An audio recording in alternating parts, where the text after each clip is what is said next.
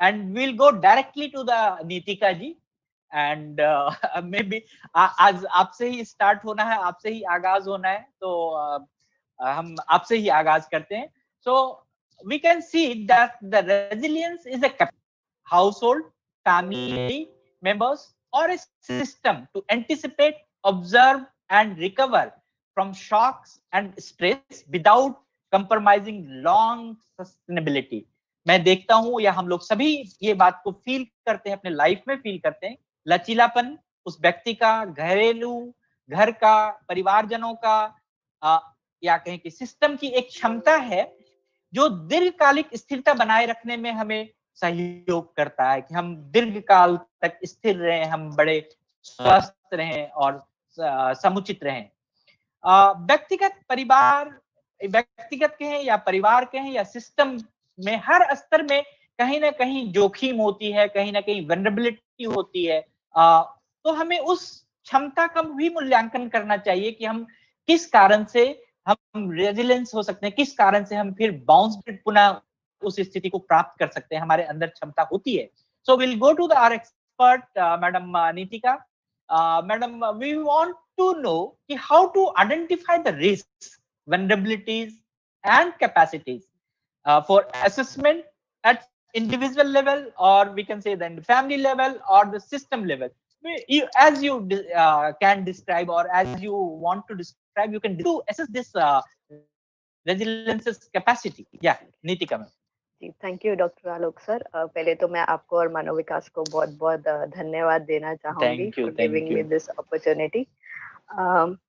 Now, yes, it would have been wonderful had we started with the introduction of resilience. However, coming to the fact that resilience जो है हमारा एक capacity, आपने जैसे बहुत अच्छे से explain किया उसमें, लेकिन एक व्यक्ति की जो वो resilient होने की क्षमता है वो कहीं ना कहीं बार बार हैम्पर होती है या कहीं ना कहीं बार बार चैलेंज होती है to and is directly proportional to the kind of risks or challenges that the person faces in day to day life. तो इसलिए बहुत बहुत एसेंशियल है कि हम वो व्यक्ति कैसे रिस्कफुल एनवायरनमेंट में है या कैसे रिस्क उसको पोज कर सकते हैं, ताकि उसका जब तक हम मूल्यांकन या आंकलन नहीं करेंगे वो व्यक्ति की वो रेजिलियंस की क्षमता कितना लंबा समय सस्टेन कर पाएगा वो, या कितना लंबा समय वो क्षमता को रख पाएगा, वो थोड़ा सा मुश्किल हो जाता है अगर ज्यादा रिस्क फैक्टर्स अगर व्यक्ति के आसपास हो.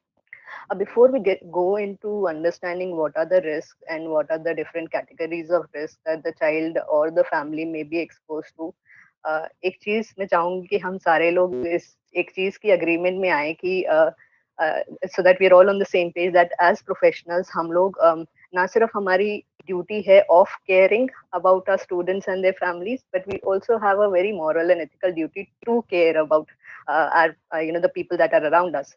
So our obligation should be to provide a reasonable care to not just students or the families or the people around us, be it in terms of the physical care or the emotional care, social care, and at times maybe अगर उनको financial care की जरूरत है तो भी how we can try and assist and try and offer assistance, not in terms of monetary but on how we can arrange resources.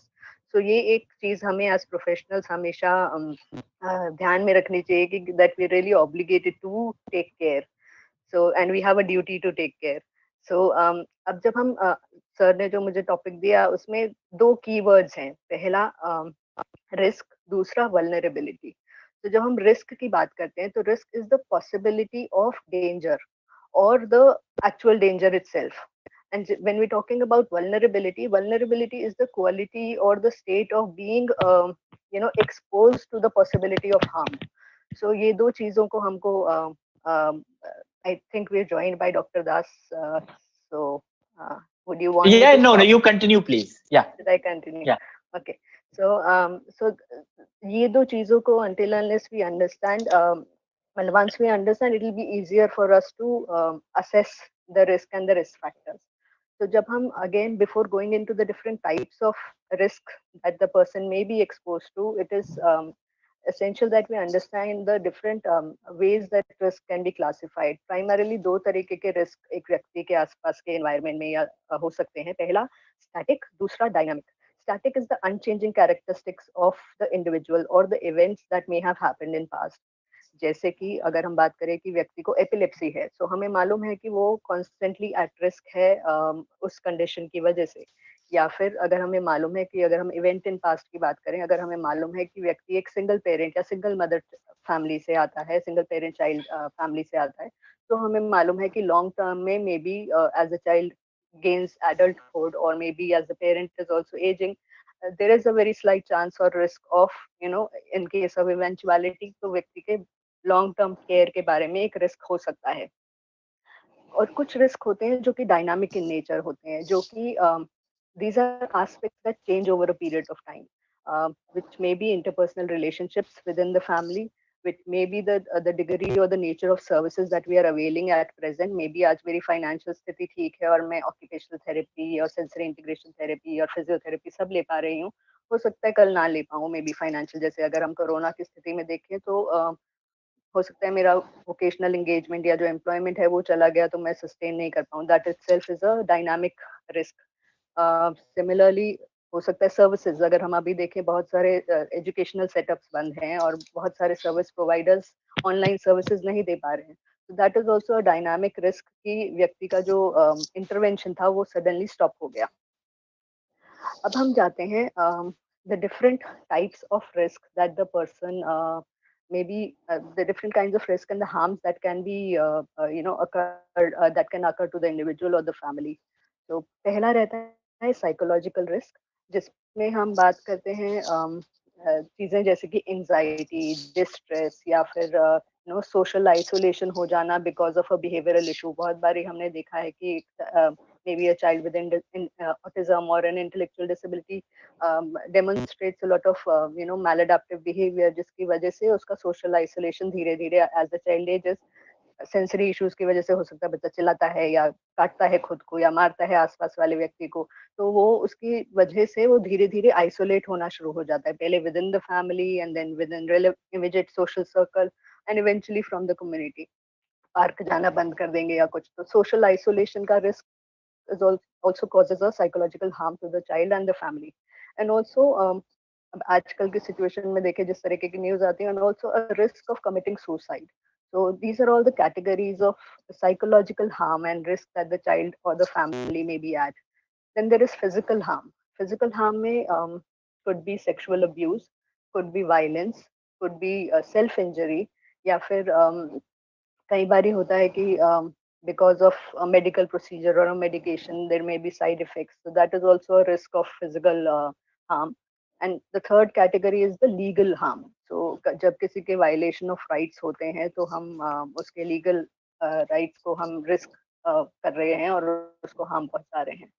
तो अब जब हम ये सारे रिस्क को देखते हुए हम असेसमेंट करने की बात करते हैं, तो ट्रेडिशनली हम बात करते हैं कि what could happen to the person. हम उसका असेसमेंट करते हैं कि क्या क्या पॉसिबिलिटी है उसको रिस्क या हार्म पहुंचने की, और उस व्यक्ति के जरिए या हम उस व्यक्ति के लिए क्या कर सकते हैं ताकि वो उससे लीस्ट इम्पैक्ट हो या ना इम्पैक्ट हो। तो ट्रेडिशनली रिस्क असेसमेंट में ये दो चीजें ही आती हैं, मगर स्पेशली जब हम डेवलपमेंटल डिसेबिलिटीज या डिसेबिलिटीज की बात करते हैं, तो रिस्क असेसमेंट में we have to make sure and ensure कि हम बहुत पर्सन सेंट्रिक रिस्क असेसमेंट करें, जिसमें हमको ध्यान देना है कि ये दो फैक्टर तो इंक्लूड हो ही हो, पर साथ ही में we are giving due consideration to the happiness and quality life of the individual and the family.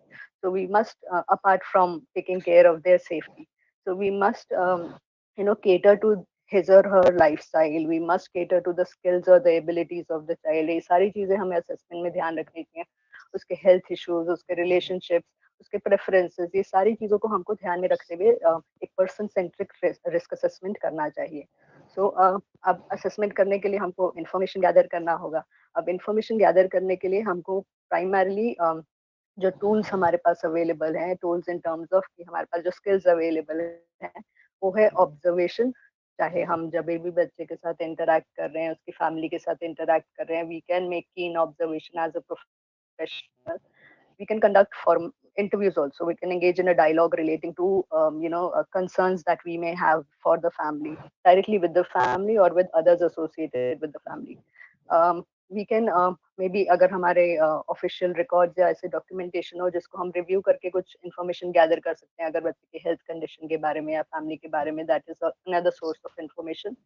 आजकल अगर आप देखें नेशनली तो हालांकि लिमिटेड है, बट इंटरनेशनली बहुत सारे ऐसे रिस्क असेसमेंट के चेकलिस्ट और टूल हैं जिनका हम उपयोग कर सकते हैं व्यक्ति के वातावरण में या व्यक्ति के लिए एज अ चाइल्ड एजेस उसके लिए रिस्क क्या क्या फैक्टर्स हो सकते हैं उनको हम असेस कर सकते हैं। Definitely we can look for seniors and experts through which we can take further guidance.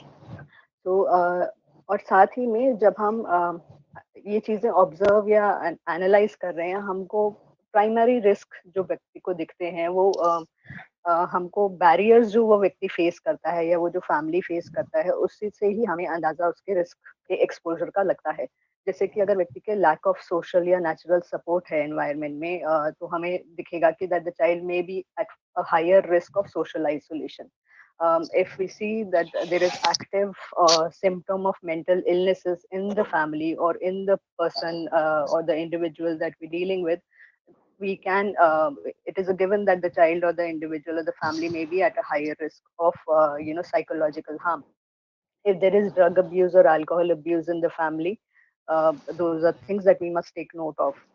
कुछ अडेप्टिव स्किल्स की अगर व्यक्ति में हमें कमी दिखती है कि वो सेल्फ हेल्प स्किल्स नहीं कर पा रहा, उसका कम्युनिकेशन में तकलीफ है, तो we it is a given and specially if it is a girl child, it's the woman with disability who is dependent on self care for herself, then we it is a given that we take into consideration कि उसका higher risk है कि to getting exposed to violence or sexual abuse. Similarly, अगर lack of services है, lack of inadequate support है environment में for the kind of services or the kind of support that the individual or the family need for day to day life, वो भी एक चीज है जो हम एनालाइज कर सकते हैं to understand the level and the intensity of risk that the child और the family may be at. Similarly अगर हम इंस्टीट्यूशनल लेवल पे बात करते हैं, तो अगर हम देख रहे हैं कि बिल्ट एनवायरनमेंट या ट्रांसपोर्ट एक्सेसिबल नहीं है, तो उसकी वजह से भी हो सकता है व्यक्ति जो है या बच्चा जो है वो एट अ हायर रिस्क हो, मे बी एक्सेसिबल टॉयलेट नहीं है या फिर फीमेल है और डिपेंडेंट है, फिजिकली व्हील चेयर यूज करती है और वहाँ पे कोई फीमेल अटेंडेंट नहीं है या बस में जाने के लिए फीमेल अटेंडेंट नहीं है, तो these are systemic risk that the child और the family may be exposed. So we have to understand and we have to make prioritize the kind of while planning the assessment and planning for risk management, we have to be very sensible and focus on reducing the real risks, those are at at a higher level of occurring, जिसका ज्यादा likelihood है कि occur करेगा, उसको हम prioritise करके उसके लिए हम इंटरवेंशन क्या कर सकते हैं। साथ ही में बहुत असेंशियल है कि हम मल्टी डिसिप्लिनरी अप्रोच रखें कि just as special education teacher नहीं, बाकी लोग भी जो हमारे टीम में रहते हैं, चाहे वो थेरेपिस्ट हो या स्पीच थेरेपिस्ट हो या ऑक्यूपेशनल थेरेपिस्ट या साइकोलॉजिस्ट हो, उन सबका इनपुट्स लेते हुए ताकि हम मैक्सिमम इन्फॉर्मेशन गैदर करके बेस्ट वे फॉरवर्ड उसके लिए रिस्क को मिनिमाइज करने के लिए कर सकते हैं। And also we had to understand specifically for the individuals and children with developmental disabilities, that we have to understand the person's capacity to make decision. So कैसे हम क्योंकि consent और informed consent और की बात आती है, तो हमको how can we involve the family or the siblings to ensure that decision making में वो लोग भी involved रहें. So these are the primary things. And also to relate it to the topic of resilience, that until unless we understand कि genesis या risk का जो source है वो क्या है, और risk को हम जब तक चाहे वो individual level पे हो, चाहे वो फैमिली लेवल पे हो, चाहे वो इंस्टीट्यूशनल लेवल पे हो, जब तक हम उस रिस्क फैक्टर को मिनिमाइज नहीं करेंगे, in irrelevant of the fact that the child or the individual or family may be resilient, may have very high resilience, but जितना ज्यादा वो expose होंगे different risk को constantly, उतना हाई चांस है कि वो उनका resilience का capacity धीरे धीरे कम होता रहे या वो धीरे धीरे give up करना शुरू करें. So it is highly essential for the longevity of the resilience quality in the individual and family that we ensure that we address such risk factor, analyze कि क्या क्या उसके वातावरण में, क्या क्या उसके स्कूल में, क्या क्या उसके इमीडिएट एनवायरनमेंट में चीजें हैं, या उसके खुद के पर्सनल ट्रेट्स ऐसे क्या हैं जो उसको ज्यादा रिस्क को एक्सपोज करता है, और उसको हम कैसे मिनिमाइज कर सकते हैं. तो थैंक यू. Yeah,